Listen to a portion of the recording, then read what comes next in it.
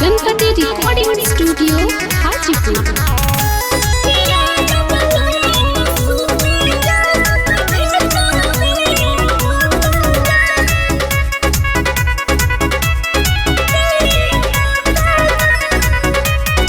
जान जाने कही के कलेबू तू जान हो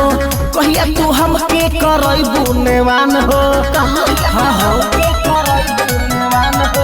जान जाने कही के कलेबू तू जान हो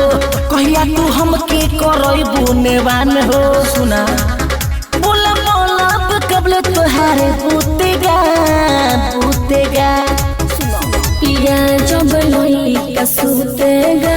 तुम्हें तो दिया भूतेगा पिया जब लोई का सूतेगा तुम्हें तो दिया भूतेगा आई सबर नहीं के होत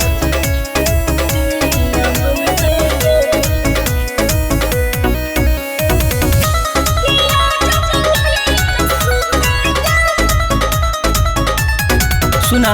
लागता जवानी तू अचार डलबू हमारा के जियत तुम मार डलबू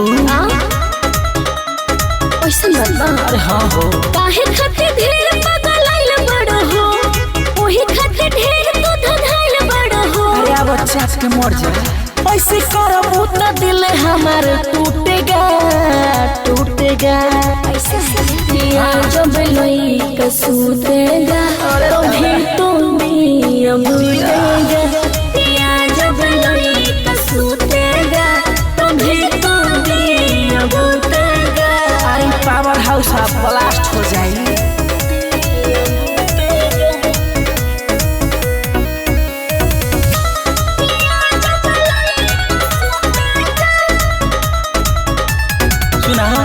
हमसे नया अब तो रहल जाला हो इहे सोची सोची दिन रात होला हो अरे इतना प्यार करला